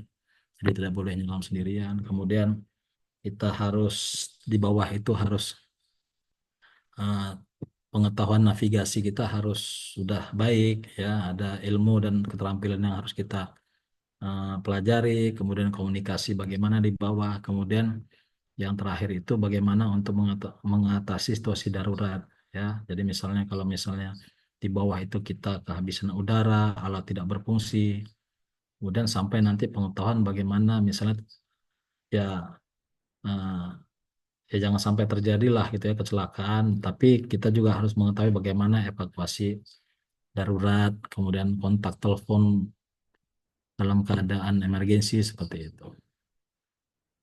Oke, ini body system mungkin saya lewatkan saja karena memang ini kita nyelam itu tidak boleh sendirian, harus ada body system. Jadi eh, masuk ke dalam air dalam satu tim, muncul juga dalam satu tim. Nah, ini prinsip-prinsip dalam penyelaman.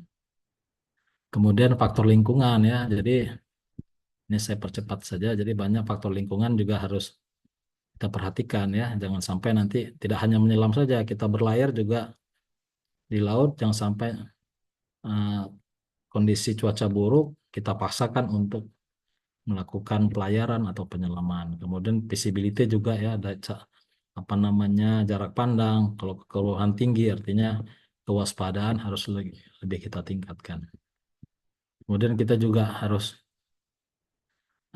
perhatikan juga kehidupan karena kita masuk ke dalam laut itu banyak kehidupan di bawah ya, di bawah laut itu yang mereka mungkin kehadiran kita itu mengganggu mereka gitu. Tapi dengan apa? Dengan kita mengetahui secara habitat mereka, mengetahui apa namanya habit mereka gitu ya, kita akan bisa apa namanya selaras lah dengan mereka di bawah laut ya. Nah, ada yang pernah ketemu dengan ini nggak? Oh, kalau ada yang nyelam terus ngelihat ngelihat ini berarti udah kena nitrogen narkosis tuh. Berarti udah kena ini udah mabuk berhalusinasi gitu. sapi bisa pergi nyelam gitu ya. Nah, ini jadi untuk menghindari hal tersebut ya jangan mengganggu mereka gitu ya, jangan pakai benda-benda yang berkilauan. Jadi nyelam itu jangan pakai apa namanya perhiasan yang menyolok gitu, jangan kayak mau pergi ke mall gitu ya. Jadi pakai gelang, pakai ini yang berkilauan sehingga apa namanya memancing hewan-hewan laut itu penasaran gitu ya. Tetap memakai sarung tangan. Nah, yang utama itu bagaimana kita mengontrol buoyancy kita, daya apung supaya kita jangan apa namanya di dasar itu kan ada karang, jangan sampai apa namanya merusak karang ya, atau malah melukai diri sendiri. Ya, harus dengan perlahan. Kemudian kita harus tahu meletakkan tangan kita di mana gitu. Jangan sampai salah menempatkan tangan karena kita kadang-kadang tidak tahu apa yang ada di dasar laut gitu ya. Nah, ini banyak ya biota-biota yang mungkin harus kita hindari. Ini saya sepintas saja ya. Jadi boleh apa namanya? Boleh menyelam tapi jangan terlalu jangan terlalu hiperaktif gitu. Sentuh sana, sentuh sini gitu. Yang ngambil ngambil ini, ngambil itu gitu. Jadi harus diperhatikan. Dan kita juga harus paham dengan biota-biota laut tersebut. Nah, ini yang terakhir ya, etika dan tanggung jawab penyelam itu. Yang pertama, etika dan tanggung jawab keselamatan. Nah, yang kedua, etika dan tanggung jawab terhadap lingkungan. Nah, yang ketiga, etika dan tanggung jawab terhadap rekan penyelam. Jadi, kita kan tadi sampaikan kita kita menyelam sama itu body kita itu apa namanya, nyawa kita yang kedua lah istilahnya tanda kutip ya. Jadi mereka yang akan juga bertanggung jawab terhadap kita di bawah laut. Kemudian selanjutnya adalah etika dan tanggung jawab terkait dengan peralatan. Jadi kalaupun kita menggunakan peralatan orang lain atau kita nyewa bahkan ya, walaupun kita nyewa peralatan itu peralatan harus tetap dipelihara karena kan apa? Karena kan bukan hanya kita yang menggunakan, orang lain juga nanti akan menggunakan. Kemudian etika dan tanggung jawab sosial dalam komunitas penyelam. Jadi membangun menghargai ya eh, penyelam-penyelam yang ada di sekitar kita ya walaupun mungkin berbeda afiliasi berbeda apa berbeda instruktur wah saya tuh instrukturnya Pak Sawal tuh nah ini instruktur ini ya jadi kalau kita di dalam dunia penyelaman itu adalah punya etika dan tanggung jawab sosial yang harus kita pegang bersama-sama kemudian yang terakhir adalah etika dan tanggung jawab terhadap pelatihan dan sertifikasi jadi kita melakukan penyelaman itu harus sesuai dengan uh, jenjang kita atau keterampilan kita. Jangan kita memaksakan kita melakukan pekerjaan atau penyelaman yang apa namanya di luar dari level kita. Misalnya kita level kita advance, jangan sampai kita melakukan penyelaman untuk penyelam-penyelaman yang apa namanya di luar dari level itu gitu ya. Kalau misalnya open water gitu ya, itu nyelamnya sampai sekian 18 meter, jangan melebihi itu gitu. Nah, jadi sesuai dengan jenjangnya gitu. Nah, itu. Mungkin itu dari saya. Terima kasih. Mungkin itu sharing dari saya, berbagi pengalaman. Mungkin ada di sisa waktu yang masih ada, mungkin ada kita bisa diskusi. Terima kasih. Mungkin itu aja, Pak Dimas dari saya. Baik, terima kasih Pak Syawal. Materi yang sangat luar biasa, banyak ilmu-ilmu dan informasi yang saya pribadi pun baru pernah dengar Pak. Jadi terutama tadi di Kemenaker dan lain sebagainya. Nah, saya yakin ini menjadi hal yang sangat baik karena yang pasti mahasiswa ketika apalagi yang ingin atau yang sudah mau berhadapan dengan lulus gitu ya yang tingkat akhir pasti sudah mulai nyari-nyari nih saya mau berkarir di bidang apa gitu ya maksudnya bidangnya pasti kelautan tapi mau yang bagian apa nih apakah selam ilmiah tadi seperti yang sudah dijabarkan Pak Syawal kan banyak sekali tadi ya apakah ada yang tertarik mungkin di bidang manajemen sumber daya alam dan lain sebagainya mungkin Itu jadi hal yang menarik sekali tadi yang sudah disampaikan oleh Pak Syawal. Mungkin kalau ada yang ingin ditanyakan, ya silahkan kepada para audiens bagi yang ditanyakan ataupun ingin didiskusikan, silahkan dibuka gitu ya. Mungkin karena waktunya tidak banyak, mungkin hanya 3 penanya saja Pak Syawal. Dan boleh silakan langsung raise hand saja jika ada yang ditanyakan. Oke, ini ada dari Zidan Arasid ya. Oke, silakan saudara Zidan, bisa open mic aja dan langsung bertanya secara langsung. Baik Pak, terima kasih atas kesempatannya. Sebelumnya izin masuk Pak, perkenalkan nama saya Muhammad Jidan Arasid dari SLL 21. Mungkin ini Pak, saya mau bertanya ke Bapak, karena saya punya pengalaman Pak. Saya waktu itu pernah menyelam di kedalaman 8 meter. Nah, saya itu posisinya emang lagi naik turun Pak untuk melakukan LIT. Nah, kemudian ketika bar saya sudah mencapai 50, oksigen saya itu pusing gitu Pak. Nah, saya ke atas, ternyata saya pusing. Itu tuh Pak, jadinya apakah itu adalah keracunan nitrogen? Karena nitrogen yang saya hisap waktu itu tuh agak bau Pak di ototnya. Nah, katanya sih kalau nanya ibu saya sendiri itu enggak nitrogen niklosis, tapi ya karena naik turun aja. Sebetulnya itu apa ya Pak, diagnosis kayak gitu ya Pak. Terima kasih Pak atas waktunya. Oke, mungkin bisa dijawab langsung Pak Syawal. Oke, baik. Ini saya jawab langsung ya. Dari Zidan tadi, karena apa mengalami pusing gitu ya. Nah, nanti apa namanya? Karena menurut saya itu karena naik turun itu karena it- berpengaruh kepada eh, tekanan di sinus. Jadi di kepala kita ini ada sinus, ada 4 buah sinus di atas mata, di pangkal hidung, kemudian di samping dekat telinga itu kita punya sinus. Itu kan sinus itu tanpa kita sadari itu dapat tekanan. Nah, karena naik turun itu gitu ya, itu sinus itu mengalami squeeze itu.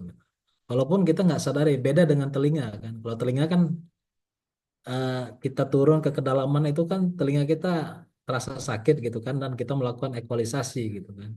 Tapi sebenarnya selain dari gendang telinga itu ada namanya sinus, jadi ada sinus maxillaris gitu ya, ethmodialis gitu. Ada sinus-sinus yang ada di di wajah kita nih ya, sampai ke di samping telinga kita tuh ada sinus. Jadi itu sebenarnya yang menyebabkan kita pusing karena selalu mendapat perubahan-perubahan tekanan yang apa namanya yang apa ya namanya sering mungkin itu ya, sesering mungkin. Nah, itu yang menyebabkan. Nah, itu menurut saya eh, jawaban saya karena kan kita nggak sadar ya. Kalau telinga itu kita sadar bahwa sakit, tapi sebenarnya ada sinus-sinus yang ada di wajah kita itu yang sebenarnya itu. Nah, itu yang mempengaruhi apa namanya mempengaruhi saraf-saraf kita yang ada di kepala. Nah, makanya itu dihindari gitu. Makanya kalau misalnya kita melakukan penyelaman itu perencanaan penyelaman itu harus sudah diatur gitu ya. Kita gunakan peralatan apa yang harus sudah diturunkan kita gunakan. Kemudian makanya biasanya kita juga menyelam itu kan sudah diatur. Biasanya kita menyelam, misalnya kita repetitive dive ya. Itu biasanya kita menyelam di tempat yang misalnya dalam sehari itu kita rencana 3 kali penyelaman repetitifnya. Itu biasanya kita lakukan penyelaman yang di tempat yang direncanakan yang lebih dalam dulu gitu. Kemudian penyelaman kedua lebih dangkal, kemudian penyelaman ketiga itu di tempat yang lebih dangkal lagi gitu. Dan tadi jangan sampai nanti walaupun kita dangkal karena wah udah nyelam gitu ya, wah anu apa namanya ternyata pemberat kita kurang. Nah salah satunya itu. Jadi kadang-kadang kita udah sampai di dalam baru kita sadar bahwa pemberat kita kurang gitu. Jadi itu yang sering membuat kita kadang-kadang kita nggak sadar kita naik gitu ya. Jadi kalau saya sarankan sebaiknya pemberat itu nggak apa-apa lebih berat gitu, karena kalau lebih berat itu lebih stabil gitu. Dan apa namanya, buoyancy kita kan kita bisa atur dari BCD kita ya. Nah itu. Gitu. Nah kadang-kadang itu atau yang kedua adalah tadi, misalnya udah nyelam kita kemudian ada peralatan yang tinggal kita harus naik lagi. Nah jadi sudah direncanakan apa saja peralatan yang perlu kita bawa sekaligus ke bawah gitu ya.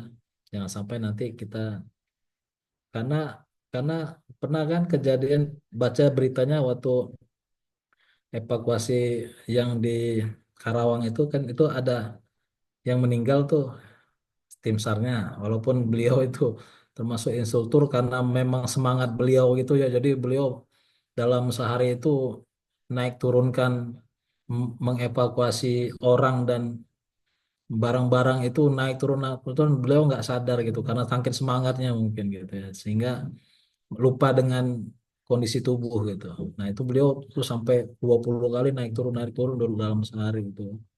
Nah itu gitu. Jawaban saya mungkin itu ya. Jadi harus direncanakan lebih baik gitu. Mungkin itu. Oke, baik. Sudah jelas, Dida? Sudah jelas Pak, terima kasih banyak atas jawabannya. Oke. Selanjutnya, silakan jika ada yang ingin bertanya lagi, bisa apa ya, ya seputar pekerjaan di bidang kelautan juga boleh gitu ya. Kalau memang nggak spesifik di penyelaman gitu, mungkin ada yang ingin bertanya gitu. Karena yang pasti eh, semua ya di bidang kelautan itu memang butuh safety gitu ya, butuh pemahaman terkait keamanan, terkait keselamatan gitu. Terutama ya paling gampang ya kalau memang tidak terlalu mahir berenang ya jangan lupa bawa life jacket ketika bekerja begitu atau sedang ingin bepergian di laut gitu ya kira-kira. Oke, ada yang ingin ditanyakan lagi? Mungkin kalau memang malu bisa melalui chat ya. Silakan raise hand saja. Kalau Atau yang saya bicarakan nggak paham gitu. nggak paham mungkin karena malu aja Pak, ini mahasiswa. Ya. Banyak kan mahasiswa tingkat 2 Pak ini Oh gitu. baru Iya, semester tapi walaupun 3. baru tingkat 2 sudah punya perencanaan gitu. Saya mau bekerja di bidang apa sehingga nanti mata kuliah yang diambil terutama yang untuk apa khusus ke penelitian atau untuk apa namanya mata kuliah elektif itu sudah mengarah ke sana gitu. Jadi nanti eh, dengan membaca tadi saya oh ya izin tadi saya sudah ngirim ya, sudah saya share itu ada peta okupasi bidang kelautan, kemudian eh, di apa namanya di kolom chat itu ada buku panduan penyelam ilmiah itu ya, itu bisa dilihat di sana gitu. Jadi kalau peta okupasi, wah saya nanti mau jadi apa gitu ya, lihat di peta okupasi itu sudah ada di sana. Itu yang dikeluarkan oleh pemerintah ya, belum belum lagi nanti tambahan itu yang ada di apa namanya institusi yang ada di lembaga swasta itu lebih lebih banyak lagi gitu ya, karena memang kalau di lembaga swasta itu kan lebih spesifik gitu ya, hanya satu pekerjaan aja dia butuh butuh kompetensi khusus gitu ya. Nah, itu Oh iya, iya. ya. Baik, terima kasih Pak Syawal sudah ini ya banyak sekali informasi-informasi baru terkait kata okupasi, lalu panduan penyelaman di bidang biologi laut. Nah, itu mungkin kita bisa mengkaji lebih dalam nanti Pak terkait ini. Nah, juga bisa kita masukkan ke dalam materi-materi kuliah gitu, Pak. Oke, silakan kalau memang tidak ada. Oh ini ada nih. Anggi Hermansyah mungkin silakan bisa bertanya secara langsung. Baik Pak, terima kasih atas waktunya. Izin perkenalan diri, nama saya Anggia Sibuan, saya dari Program Studi Sains Lingkungan Kelautan Angkatan 2022. Izin bertanya Pak. Jadi kemarin itu ada kasus terbaru itu terkait keselamatan penyelaman bawah laut yang dimana itu terjadi pada bulan Oktober lalu tahun 2024 di mana seorang penyelam asal Amerika yang bernama Jared Harris itu mengalami kecelakaan fatal di Norwegia. Jadi di mana Jared ini dia tuh sudah punya pengalaman Pak sebelumnya, namun dia ada kesalahan teknis yang membuatnya kejang-kejang gitu. Nah, sehingga nyawanya tidak tertolong, di mana pada saat dia mengalami kejang-kejang, itu dia posisinya di bawah atau sedang melakukan penyelaman gitu, Pak. Nah, jadi yang menjadi bagian pertanyaan saya adalah langkah-langkah apa gitu sebagai, misalnya kita sebagai badi, eh, langkah-langkah apa yang bisa kita lakukan untuk meningkatkan keselamatan gitu, Pak. Di mana kalau misalnya teman kita atau badi kita sedang mengalami ada mistake gitu atau kejadian apa, jadi kita bisa menolong gitu Pak. Atau pertolongan apa gitu yang pertama kita lakukan. Terima kasih Pak. Baik, bisa langsung dijawab. Ya, betul. Silakan Pak Syawal Oke, bisa langsung dijawab. baik. Terima kasih Anggi ya, Anggi Hermansyah. Ini pertanyaannya sangat teknis dan memang apa namanya biasanya kita kan melakukan penyelaman, apalagi si apa namanya Jeremy ini kan sebenarnya dia sudah profesional gitu ya. Nah itu banyak faktor. Tadi sudah saya sampaikan ada faktor kesehatan gitu ya, faktor lingkungan, faktor perawatan gitu. Ya jadi eh, eh, apakah beliau itu sebelum menyelam sudah melakukan medical check up atau belum gitu. Kemudian penyelamannya juga penyelaman apa gitu. Biasanya kalau penyelaman dalam itu memang lebih beresiko gitu. Karena kita bisa tadi nitrogen narkosis gitu ya, keracunan nitrogen, bisa keracunan apa namanya oksigen gitu ya. Jadi misalnya misalnya kita menyelamnya itu di kedalaman sampai 40 atau 50 itu kadar oksigen yang kecil itu malah bisa menjadi racun karena kalau kita belajar dengan parsial apa namanya tekanan parsial itu ya oksigen yang 20% itu di kedalaman 50 itu bisa jadi 100%. 100% itu bukan justru lebih baik gitu. Kita menghirup oksigen 100% itu malah menjadi racun gitu. Nah, itu yang mungkin diperhatikan ya. Jadi mungkin kita sebagai badi, saya pernah juga mendampingi rekan-rekan apa penyelam bule gitu ya. Jadi dari peneliti-peneliti internasional Australia gitu, mereka memang nyelamnya itu lama gitu. Kita menunggui. Jadi sebagai body kita sebagai penjaga safety juga kadang-kadang membosankan juga gitu ya menunggu mereka gitu. Tapi kadang-kadang kita juga harus mengingatkan gitu mereka bahwa waktu sudah harus naik seperti itu dan kedalaman juga harus. Nah, sekarang kan sudah enak sebenarnya kita punya dive komputer gitu ya. Jadi sekarang kalau dulu kan kita merencanakan penyelaman itu harus pakai nulis-nulis gitu, menghitung dulu gitu. Kalau zaman saya dulu kita hitung itu depth table-nya gitu ya. Kan sekarang sudah ada depth komputer, jadi kita sudah terus diperingatin oleh depth komputer. Kita nyelam terlalu cepat, kita diperingati. Nyelam terlalu dalam, kita diperingati. Bunyi alarmnya gitu ya, seperti pesawat-pesawat Sukhoi gitu, banyak alarmnya gitu ya. Nah itu, eh, jadi kalau kita melakukan penyelaman itu biasanya kita kan body itu biasanya menyelamlah dengan body yang levelnya di atas kita gitu. Jadi kita tetap bisa didampingi dengan body yang punya skill di atas kita. Kemudian eh, apa namanya nyelam juga kan ada level-levelnya, ada open water, ada advance, ada rescue gitu ya. Nah, masing-masing ini kan punya keterampilan dan keahlian masing-masing. Misalnya dia sudah ada rescue, artinya dia sudah punya skill untuk menolong orang gitu. Artinya kalau tadi saya disampaikan tadi terjadi kecelakaan itu tadi bisa jadi tadi karena keracunan eh, nitrogen atau bisa keracunan oksigen gitu ya. Dan juga mungkin tadi mungkin ada riwayat penyakitnya yang tiba-tiba muncul gitu. Nah, itu keracunan CO juga bisa ya.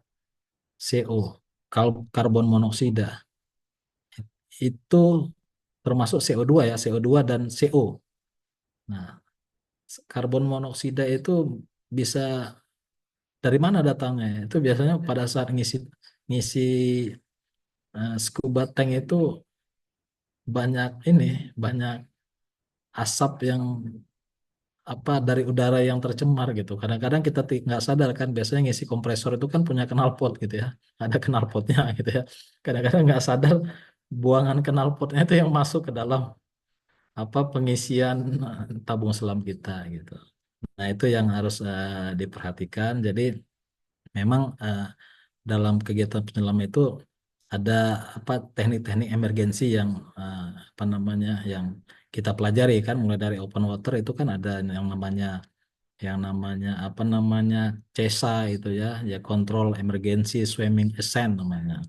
Nah, itu kalau kalau itu di kedalaman kurang maksimal 10 meter kita bisa melakukan CESA namanya. Artinya kita bisa naik ke permukaan dengan cepat tapi dengan melakukan apa membuang udara dari rongga rongga rongga dada kita, membuang udara gitu secara cepat gitu. Nah, itu ada teknik-tekniknya. Kemudian nanti eh, apa namanya seorang rescue itu bisa membantu melakukan CPR misalnya seperti itu.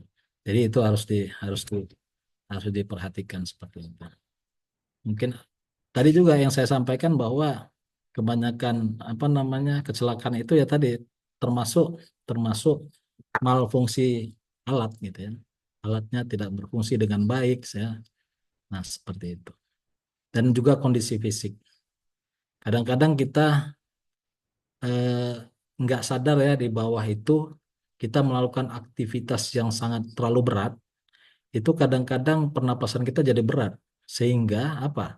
Suplai oksigen yang jumlahnya sedikit itu makin sedikit dan itu tidak apa namanya tidak mensuplai atau memenuhi kebutuhan. Nah, oksigen kan di otak kita butuh butuh apa namanya? Butuh kadar tertentu gitu. Sementara kita sudah dapat tekanan yang tinggi di dalam air, itu justru darah kita itu dipenuhi oleh nitrogen. Oksigen itu jadi sedikit. Apalagi ditambah dengan kita kondisi fisik kita yang kita bekerja apa eh, sangat keras di bawah air itu. Jadi tadi kadang-kadang pernapasan kita jadi melambat dan apa suplai oksigen kita berkurang. Nah, itu biasanya diawali dengan itu. Itu mungkin dari saya. Baik, terima kasih Pak Syawal atas jawabannya. Gitu ya, Agi sudah terjawab. Oke, karena waktu Pak, keterbatasan waktu dijadwalkan sampai pukul 15.00. Mungkin terakhir kami minta closing statement dari Pak Syawal sebagai penutup materi ya, yang akan yang disampaikan pada siang hari ini. Silakan Pak Syawal untuk memberikan closing statement. Oke, baik. Closing statement dari saya ya. Jadi tadi sudah saya sampaikan dari awal bahwa ah, rekan-rekan, adik-adik mahasiswa sekalian, mulai dari sekarang gitu ya sudah dipersiapkan apa kompetensi kita masing-masing. Karena kita tidak bisa ahli dalam segala hal, ya harus punya spesifikasi. Walaupun di awal-awal kita belajar semua hal, ya. Jadi semua kita pelajari gitu ya. Tapi semakin mengerucut di ujungnya kita harus punya apa namanya uh, punya apa namanya uh, memilih kompetensi yang memang fashion kita lah istilahnya sekarang gitu ya. Style dan fashion kita gitu. Jangan dipaksakan juga harus menjadi penyelam, nggak harus gitu ya. Masih banyak pekerjaan-pekerjaan lain yang masih relate dengan uh, ilmu kita di bidang kelautan gitu ya. Jadi tidak harus semuanya bekerja di bawah air gitu ya. Nanti kalau semuanya kerja di bawah air nanti sepi di daratan gitu. Ya, jadi banyak yang masih relate di atas karena orang-orang bekerja di bawah air itu akan banyak harus butuh support orang-orang yang di atas permukaan gitu. Itu yang pertama. Yang kedua adalah setiap kita melakukan pekerjaan ya kita harus benar-benar sungguh-sungguh. Itu yang harus kita dalami. Semua pekerjaan butuh apa namanya kewaspadaan. Ya, kita harus ada istilahnya. Kalau saya itu punya istilahnya namanya waspada dira anuraga. Itu kita harus tetap waspada. Kemudian walaupun kita waspada bukan berarti kita itu pengecut. Bukan berarti kita kita harus tetap eh, gagah berani menunjukkan kemampuan keterampilan kita. Tapi yang terakhir itu adalah anuraga. Anuraga itu adalah sadar akan kemampuan diri. Kita tidak boleh melebihi apa yang menjadi kemampuan kita. Kita jangan gengsi lah gitu. Oh, masa dia bisa, saya nggak boleh juga begitu ya. Jadi di mana batas kemampuan kita sampai di sana. Jangan karena apa namanya itulah esensi dari apa namanya esensi dari safety at the sea tadi. Jadi peralatan yang kita gunakan kita paham dengan alat yang kita gunakan, kemudian kita tahu bagaimana menggunakan, kemudian eh, sadar kemampuan kita dalam menggunakan alat itu dan berada di mana kita melakukan itu. Itu mungkin dari saya. Terima kasih. Luar biasa sekali Pak Syawal, terima kasih banyak atas waktunya dan kesediaan untuk mengisi materi.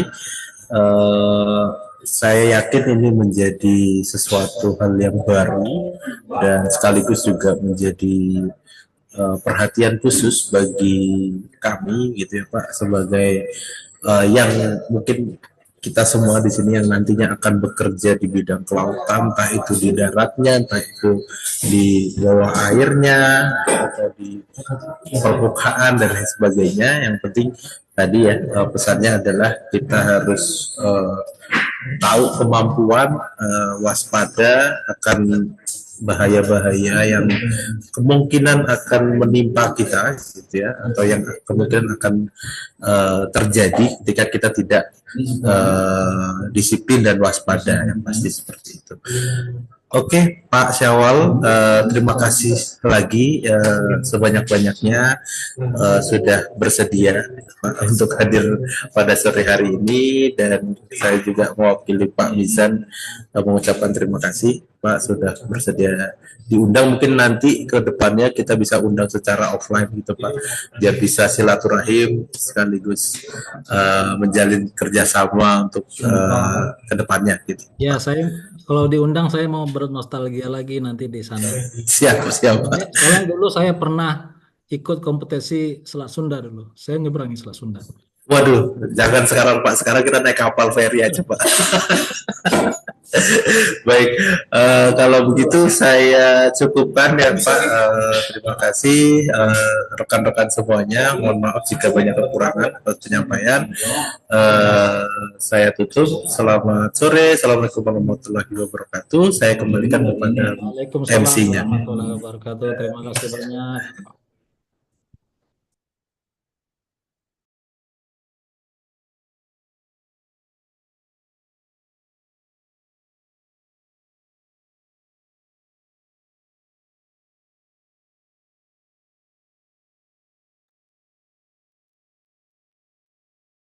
Oke, terima kasih banyak untuk Pak Dimas yang sudah mendampingi kita untuk pematerian yang dilaksanakan tadi bersama narasumber kita, Bapak Syawaludin. Sekali lagi kami juga mengucapkan terima kasih Bapak untuk kesempatan hari ini yang kami boleh terima untuk belajar mengenai pentingnya keselamatan dalam dunia kerja di bawah laut khususnya ya Pak ya.